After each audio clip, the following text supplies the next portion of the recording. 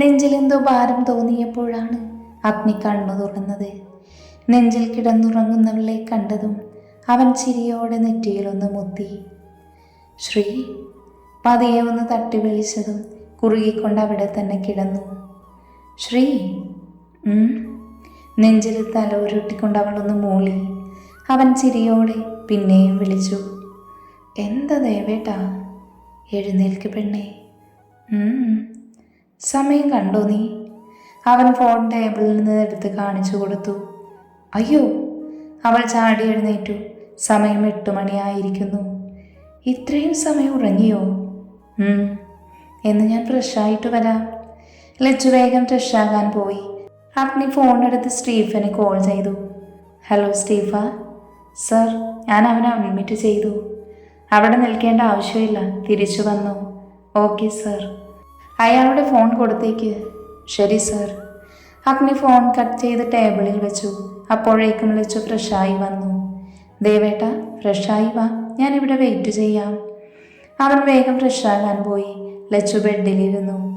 ഭക്ഷണം കഴിച്ചു കഴിഞ്ഞ് എല്ലാവരും അവരുടെ മുറിയിലേക്ക് പോയി. അഗ്നി കിച്ചുവുമായി എന്തോ ചർച്ചയിലാണ്. ലച്ചു കല്ലൂൻ്റെ കൂടെ സംസാരിച്ചിരുന്നു.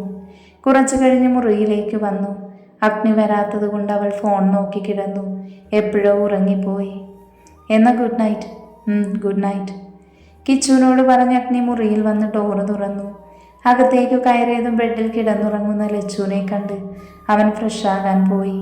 ബെഡിൽ കിടന്ന് ലച്ചുവിനെ നെഞ്ചിലേക്ക് ചേർത്തു കിടത്തി.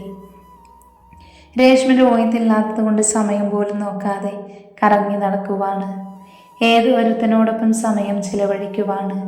വീട്ടിൽ കൂട്ടുകാരുടെ കൂടെ പുറത്തു പോകുക എന്നും പറഞ്ഞാണ് പോക്ക്. രാത്രി കയറി വരുമ്പോൾ ഹാളിൽ അമ്മ ഇരിക്കുന്നുണ്ട്.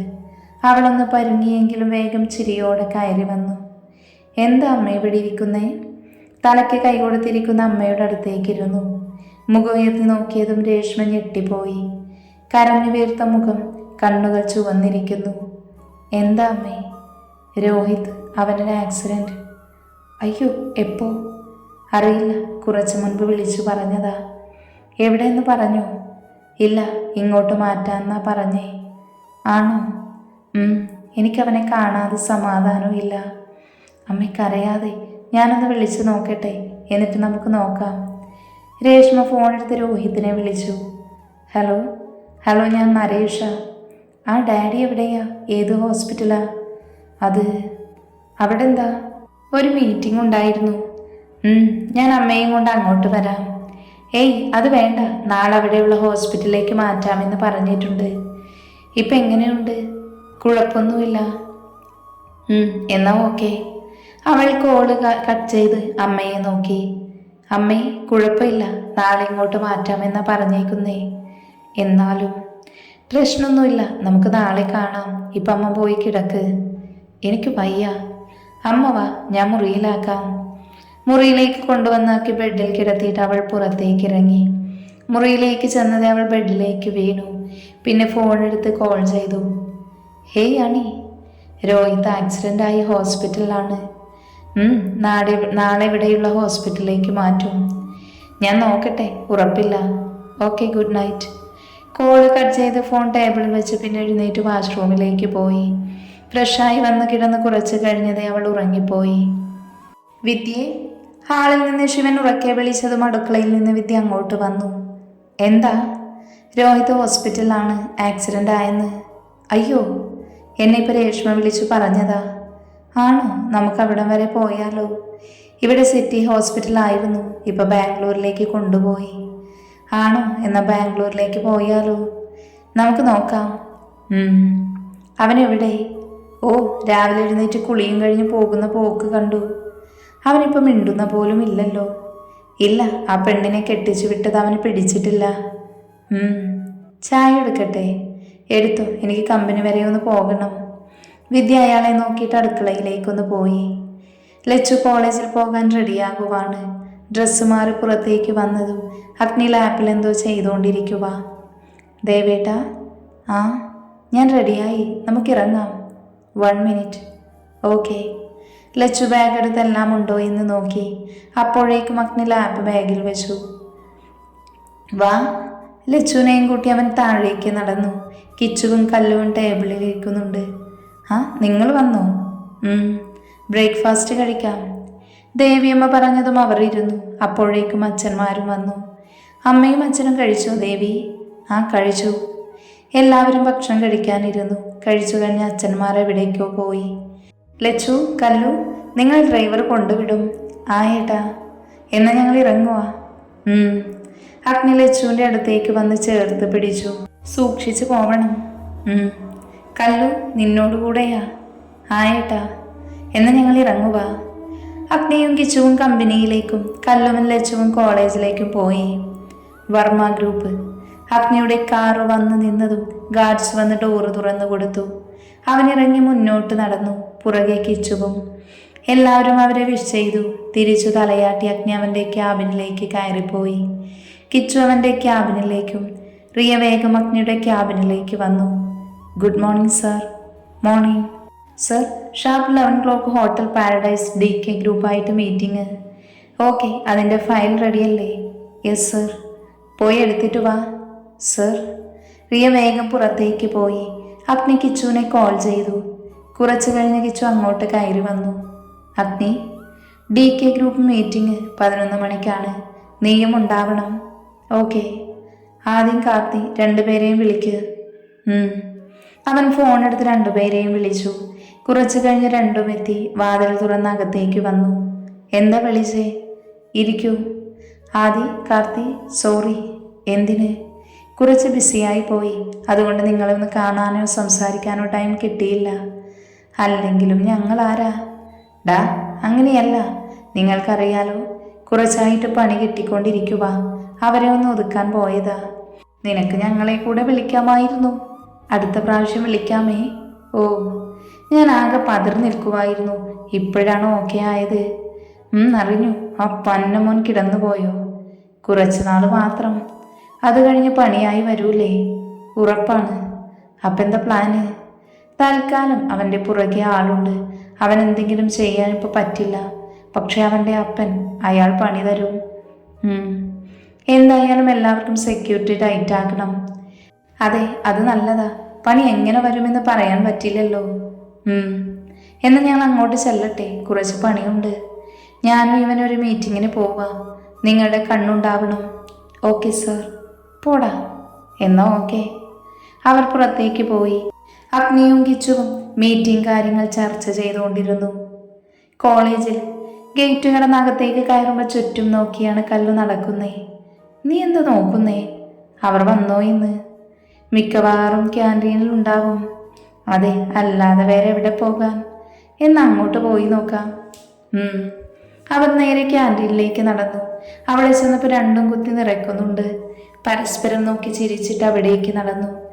അവൾക്കടുത്തുള്ള സീറ്റിലിരുന്നതും 2-3 ഇളിച്ച് കാണിച്ചു. കഷ്ടം, രാവിലെ വീട്ടിൽ നിന്നൊന്നും കിട്ടിയില്ലേ? എന്താ കഴിച്ചതാന്ന്?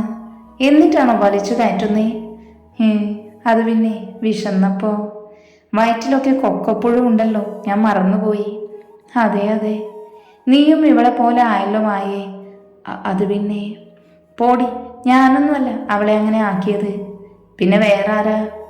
ആവോ, അത് വിടിലച്ചു. നീ ഓക്കെ ആണോ? ആ, അവൾക്കിപ്പോൾ കുഴപ്പമില്ല.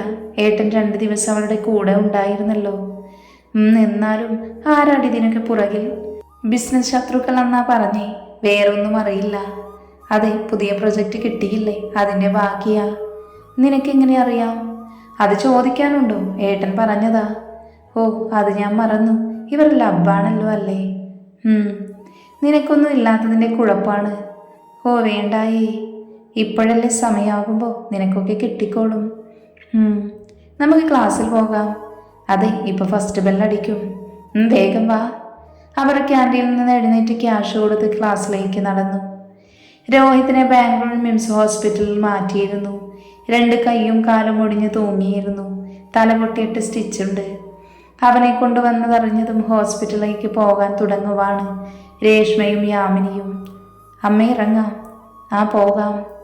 അവർ പുറത്തേക്ക് ഇറങ്ങിയതും രേഷ്മ കാറെടുത്തു. കുറച്ച് സമയത്തിനു ശേഷം അവർ ഹോസ്പിറ്റലിലെത്തി. കാറ് പാർക്ക് ചെയ്ത് റിസപ്ഷനിൽ ചോദിച്ചു. ഐസിയുവിലാണ് എന്ന് പറഞ്ഞതും അവർ അങ്ങോട്ട് നടന്നു. സെക്കൻഡ് ഫ്ലോറിലെത്തിയതും അവർ ചുറ്റും നോക്കി. ദൂരെ ഐസിയു ബോർഡ് കണ്ടതും അവർ അങ്ങോട്ട് നടന്നു. ക്ഷീണത്തോടെ കണ്ണുകളടച്ച് ചാരി കിടക്കുവാണ് നരേഷ്. പെട്ടെന്ന് ആരോ വിളിക്കുന്നത് കേട്ടതും അയാൾ കണ്ണു തുറന്നു. മുന്നിൽ കരഞ്ഞോണ്ട് നിൽക്കുന്ന ഭാര്യയെ കണ്ടതും അയാൾക്ക് എന്തു പറയണമെന്നറിയാതെയായി. എന്താ അവന്? എനിക്കൊന്ന് കാണണം. ഇപ്പൊ പറ്റില്ല, കുറച്ചു കഴിഞ്ഞ് ചോദിക്കാം, ഇവിടെ ഇരിക്ക്, അയാൾ അവരോട് പറഞ്ഞു. അടുത്ത് പിടിച്ചിരുത്തി. രേഷ്മ മുഖത്ത് സങ്കടം വരുത്തി അവിടെ ഇരുന്നു. എങ്ങനെയാ ആക്സിഡന്റ് ഉണ്ടായേ? രേഷ്മ അയാളോട് ചോദിച്ചതും അയാളൊന്ന് പരുങ്ങിയെങ്കിലും പതിയെ പറയാൻ തുടങ്ങി. മീറ്റിംഗ് കഴിഞ്ഞ് അവൻ പുറത്തേക്ക് പോയ സമയം കുറെ ആയിട്ടും കണ്ടില്ല. ഞാൻ വിളിച്ചിട്ടും കിട്ടിയില്ല. അങ്ങനെ വൈകിട്ടായപ്പോൾ എനിക്ക് ഫോൺ വന്നു, ആക്സിഡൻ്റായി, ഹോസ്പിറ്റലുണ്ട്, അവിടെ വരണമെന്ന് പറഞ്ഞു. ഞാൻ അങ്ങോട്ട് ചെന്നപ്പോഴാണ് അറിയുന്ന കാര്യങ്ങൾ. അവൻ എവിടേക്കാണ് പോയത്? അറിയില്ല. അയാൾ ആർക്കും സംശയം തോന്നാത്ത രീതിയിൽ പറഞ്ഞിട്ട് മിണ്ടാതിരുന്നു. രേഷ്മ അത് നോക്കിയിട്ട് ചുറ്റും നോക്കിയിരുന്നു. അവൾക്ക് അവിടെ നിന്ന് പോകണമെന്നുണ്ടായിരുന്നു. ആഫ്റ്റർ 1 hour ഐസിയു ഡോറ് തുറന്ന് സിസ്റ്റർ പുറത്തേക്ക് വന്നു. ആർക്കെങ്കിലും കയറി കാണാം, സിസ്റ്റർ പറഞ്ഞതും അവർ പരസ്പരം നോക്കി. ഞാൻ കയറി കണ്ടോട്ടെ? അമ്മ ചെല്ല്. മോൾക്ക് കുഴപ്പമില്ലല്ലോ? ഇല്ല, ഞാൻ പിന്നെ കണ്ടോളാം. അതെ, നീ കയറിക്കോ. നരേഷ് കൂടെ പറഞ്ഞതും യാമിനി എഴുന്നേറ്റ് ഡോറ് തുറന്ന് അകത്തേക്ക് കയറി. സിസ്റ്റർ ഒരു മാസ്ക് കൊടുത്തു. അത് വെച്ച് ചുറ്റും നോക്കി. ലാസ്റ്റ് ബെഡാണ് അവർ കാണിച്ചു കൊടുത്തുകൊണ്ട് അവർ പറഞ്ഞു. അവിടേക്കൊന്ന് നോക്കി. എന്നിട്ട് നടന്നടുത്തേക്ക് ചെന്നപ്പോൾ അവർ കരഞ്ഞുപോയി. അയ്യോ, എൻ്റെ മോനെ. അവർ കരഞ്ഞുകൊണ്ട് അവൻ്റെ മുഖത്തേക്ക് തലോടി. സിസ്റ്റർ അവരുടെ അടുത്തേക്ക് വന്ന് കയ്യിൽ പിടിച്ചു. തൊടരുത്, അതുപോലെ ഇവിടെ കിടന്ന് ഇങ്ങനെ കരഞ്ഞു വിളിക്കരുത്. രോഗിപ്പ് മയക്കത്തിലാണ്, കണ്ടിട്ട് പുറത്തേക്ക് ഇറങ്ങിക്കോളൂ, അവർ പതിയെ പറഞ്ഞു കൊടുത്തു. തലയാട്ടിക്കൊണ്ട് കണ്ണു തുടച്ച് അവനെ മൊത്തത്തിലൊന്ന് നോക്കി. അത് കണ്ട് സിസ്റ്റർ പറഞ്ഞു. 2 കൈയും കാലും ഒടിഞ്ഞു, തലയിൽ സ്റ്റിച്ചുണ്ട്. അവർ കരഞ്ഞുകൊണ്ട് മൂളി അവനെ ഒന്ന് നോക്കി. സമയം കഴിഞ്ഞു, പുറത്തേക്ക് ഇറങ്ങിക്കോളൂ, സിസ്റ്റർ അവരെ പുറത്താക്കി കൊടുത്തു. ഡോറ് തുറന്നതും നരേഷ് അങ്ങോട്ട് നോക്കി. കരഞ്ഞുകൊണ്ട് വരുന്ന ഭാര്യയെ കണ്ടതും അയാൾ അടുത്തേക്ക് ചെന്ന് ചേർത്ത് പിടിച്ചു. എന്താ നരേഷൻ്റെ മോന്? എനിക്കവനിങ്ങനെ കാണാൻ വയ്യ. അയാളുടെ നെഞ്ചിലേക്ക് ചാരിക്കൊണ്ട് അവർ കരഞ്ഞു പറഞ്ഞു. നീ ഇവിടെ ഇരിക്ക്. അവനെ അവിടെ ഇരുത്തി. അയാളും ഇരുന്നു. രേഷ്മ അടുത്തേക്കിരുന്ന് യാമിനിയെ ചേർത്ത് പിടിച്ചു. മോളെ, അവനെ കണ്ട സഹിക്കില്ല, മോളിപ്പോൾ കാണണ്ട. എന്താ അമ്മേ? കൈയും കാലും ഒടിഞ്ഞ് തലയിൽ സ്റ്റിച്ചൊക്കെ ഉണ്ട് മോളെ, കരഞ്ഞോണ്ട് ഓരോന്ന് പറഞ്ഞു അവർ. രേഷ്മ അത് കേട്ട് കണ്ണുകൾ ചിമ്മി ചിമ്മി പതിയെ വെള്ളം വരുത്തി. അയ്യോ, ആണോ അമ്മേ? എനിക്ക് കാണേണ്ട, അവളും കരഞ്ഞോണ്ട് അവരോട് പറഞ്ഞു. അവരുടെ കണ്ണുനീർ കണ്ടവർ വിശ്വസിച്ചു. അവളെ അവർ ചേർത്ത് പിടിച്ചു. അതെല്ലാം അവളുടെ കള്ളത്തരമാണ് എന്ന് അവർ അറിയാതെ പോയി. കോളേജ് കഴിഞ്ഞ് പുറത്തേക്ക് ഇറങ്ങുവാണ് ഗേൾസും ടീമും. പ്രശ്നങ്ങളൊന്നും അധികമില്ലാത്ത കോളേജാണ് അവരുടെ. എന്നാലും കുറച്ചൊക്കെ കുഴപ്പങ്ങളുമുണ്ട്. ദേ അരുണെ, ആ പോകുന്നത് ആരാന്ന് നോക്കിയേ, അമൽ തട്ടി വിളിച്ചു പറഞ്ഞതും അവൻ തിരിഞ്ഞു നോക്കി. അവരെ കണ്ടതും അവൻ്റെ കണ്ണു തിളങ്ങി. ഒരു വെളിലായി അവൻ്റെ കണ്ണ് തറഞ്ഞു നിന്നു. ഇങ്ങനെ ഇരിക്കാതെ ചെന്ന് പറയടാ. വേണോ? പിന്നെ എപ്പോഴാ പറയണേ? കോളേജ് കഴിഞ്ഞ് അവളെ കാണാൻ പോലും പറ്റില്ല. എന്നാ പറയാലേ? നീ ചെല്ല്. ഓക്കെ. അവൻ ബൈക്കിൽ നിന്ന് ചാടി ഇറങ്ങി അവർക്കടുത്തേക്ക് നടന്നു. ഓരോന്ന് സംസാരിച്ച് ഗേറ്റ് എത്തിയതും പെട്ടെന്നൊരാൾ മുന്നിൽ വന്നതും അവർ പെട്ടെന്ന് നിന്നുപോയി. എന്താ? ആദു അവനോട് ചോദിച്ചു. എന്നാൽ അവൻ്റെ നോട്ടം ലച്ചുവിലായിരുന്നു. ഹലോ, നിന്നോടാ, എന്താന്ന്? ആദു അവൻ്റെ നോട്ടം കണ്ട് ഒന്നുകൂടെ വിളിച്ചു. അവനൊന്ന് ഞെട്ടിയെങ്കിലും വേഗം തന്നെ ഒരു ചിരി ഫിറ്റ് ചെയ്ത് അവരെ ഒന്ന് നോക്കി. അത് എനിക്കൊരു കാര്യം പറയാനുണ്ട്. എന്താ? നിന്നോടല്ല, ആരോടാണെങ്കിലും കാര്യം പറ. എനിക്ക് ഒറ്റക്കാ പറയാനുള്ളത്. ആണോ? എങ്കിൽ പിന്നെ വാ, നമുക്ക് പോകാം. അവർ പോകാൻ തുടങ്ങിയതും അവൻ അവരെ തടഞ്ഞു. പോകല്ലേ, നീയല്ലേ പറഞ്ഞ് ഒറ്റക്കാ പറയാനുള്ളതെന്ന്. അതെ, അത് ഇതിലൊരാളോട് ഒറ്റയ്ക്ക് സംസാരിക്കണമെന്ന്. ഓഹോ, ആരാണാവോ? ഇയാളോട്. അവൻ ലച്ചുവിനെ ചൂണ്ടി പറഞ്ഞതും അവൾ വിറച്ചുകൊണ്ട് കല്ലൂൻ്റെ കയ്യിൽ പിടിച്ചു. അവളോട് എന്താ പറയാനുള്ളത്? അത് ഞാൻ പറഞ്ഞോളാം, ഇവിടെ വെച്ച് പറഞ്ഞാൽ മതി. എനിക്ക് ഒറ്റയ്ക്ക് സംസാരിക്കണം. അത് പറ്റില്ലെന്ന് പറഞ്ഞില്ലേ? അത് നീയാണോ തീരുമാനിക്കുന്നേ? എനിക്ക് അവളോടാണ് പറയണ്ടേ, അവൾ പറയട്ടെ മറുപടി. അവളുടെ മറുപടി തന്നെയാണ് ഞാൻ പറഞ്ഞത്. പറയാനുള്ളത് പറഞ്ഞിട്ട് പോകാൻ നോക്ക്. ഓക്കെ, അങ്ങനെയാണെങ്കിൽ. അവൻ പറഞ്ഞു നിർത്തിയിട്ട് ലച്ചുവിൻ്റെ അടുത്തേക്ക് വന്ന് കയ്യിൽ പിടിച്ചു. ഏയ്, താനെന്തായി കാണിക്കുന്നത്? വിടടൂ. അവരെല്ലാം കൂടെ അവനെ പിടിച്ചു മാറ്റാൻ നോക്കി. ലച്ചു കരഞ്ഞുകൊണ്ട് അവൻ്റെ കയ്യിൽ നിന്ന് പിടിവിടാൻ നോക്കുന്നുണ്ട്. അമൽ ഇത് കണ്ട് അവൻ്റെ അടുത്തേക്ക് വരാൻ തുടങ്ങി. വാ, എനിക്ക് സംസാരിക്കണം. ഡാ, നിന്നോടല്ലേ പറഞ്ഞ് അവളെ വിടാൻ? ഞാൻ അവളെയല്ലേ പിടിച്ചേ, നിന്നെയല്ലല്ലോ. നീ പോടി. കുട്ടികളെല്ലാം ഇവരുടെ ചുറ്റും കൂടി. കോളേജ് കഴിഞ്ഞ് എല്ലാവരും പോകുന്നതേ ഉണ്ടായിരുന്നുള്ളൂ. അതുകൊണ്ട് കുറച്ച് കുട്ടികൾ ചുറ്റും തടിച്ചുകൂടി. ആദ്യം ഫോണെടുത്ത് കിച്ചുവിന് മെസ്സേജ് ചെയ്തു. ഡാ, നിന്നോട് മര്യാദയ്ക്ക് പറയുക അവളെ വിടാൻ. വിടില്ല, എനിക്ക് പറയാനുള്ളത് പറഞ്ഞിട്ടേ വിടൂ. ഡാ അരുണേ, നീ വിട്ടേക്ക്. ഒന്ന് പോടാ. ഞാൻ ഇവളോട് സംസാരിക്കണമെന്നേ പറഞ്ഞുള്ളൂ. അപ്പം അത് പറ്റില്ല. ഇനിയിപ്പോൾ അവളെ അങ്ങനെ വിടുന്നില്ല. നീ കാണിക്കുന്നതിന് അനുഭവിക്കും. എന്ത്? ഒന്ന് പോടി. ഇനി എന്തായാലും ഇവിടെ ഒന്ന് അനുഭവിച്ചിട്ട് ഞാൻ വിടൂ. ലച്ചുവിനെ മൊത്തത്തിൽ നോക്കിയിട്ട് അവൻ പറഞ്ഞു.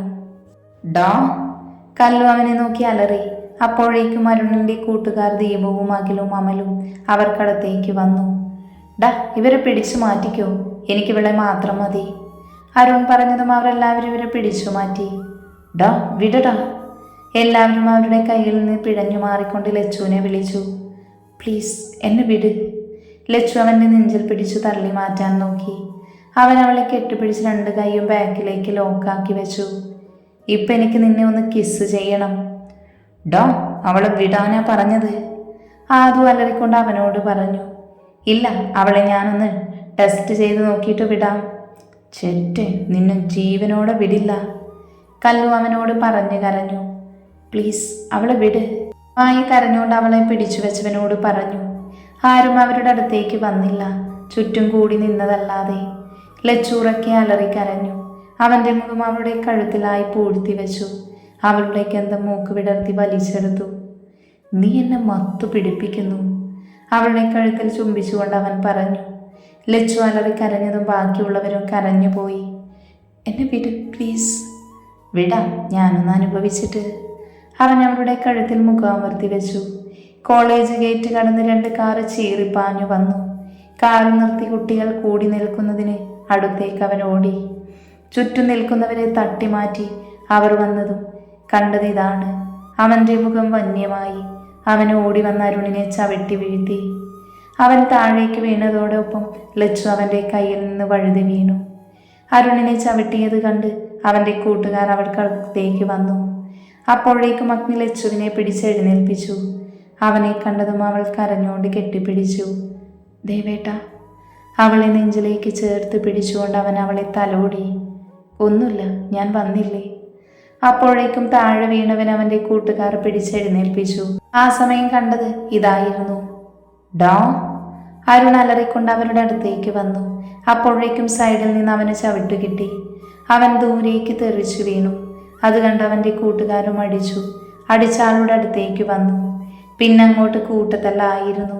കാർത്തിയും ആദിയും കിച്ചുവും കൂടെ അവരെ എടുത്തിട്ട് പെരുമാറി. അപ്പോഴേക്കും സംഭവം അറിഞ്ഞ് പ്രിൻസി എത്തി. നിർത്ത്. പ്രിൻസി പറഞ്ഞതും അവർ അടി നിർത്തി. നിലത്ത് കിടന്ന് പുഴുവിനെ പോലെ വേദന കൊണ്ട് പുളഞ്ഞുപോയി അരുണും കൂട്ടരും. എന്താ ഇവിടെ? അതുതന്നെയാ എനിക്കും ചോദിക്കാനുള്ളത്. ഗൗരവമുള്ള ശബ്ദത്തിൽ പ്രിൻസി ആരാണെന്ന് നോക്കി. അഗ്നിയെ കണ്ടതും അയാൾ അടുത്തേക്ക് വന്നു. സാരെന്താ ഇവിടെ? ഇവിടെ എന്താ പ്രശ്നം? ഇവന്മാർ ചെയ്തതെന്താണെന്നറിയുമോ? പെൺകുട്ടികളെ കയറി പിടിക്കുക, അവരെ ഉപദ്രവിക്കുക. സാർ, ആരെയാണ് അവർ ഉപദ്രവിച്ചത്? ഇവളെ. നെഞ്ചിൽ പതുങ്ങി നിൽക്കുന്ന ലച്ചുവിനെ കാണിച്ചു കൊടുത്തു അവൻ. ഇത് ശ്രീലക്ഷ്മിയല്ലേ? ഈ കുട്ടിയെ സാർ അറിയുമോ? എൻ്റെ ഭാര്യയാണ്, ശ്രീലക്ഷ്മി അഗ്നിദേവ് വർമ്മ. അഗ്നി കുറച്ച് ദേഷ്യത്തിൽ അലറി വിളിച്ചു പറഞ്ഞു.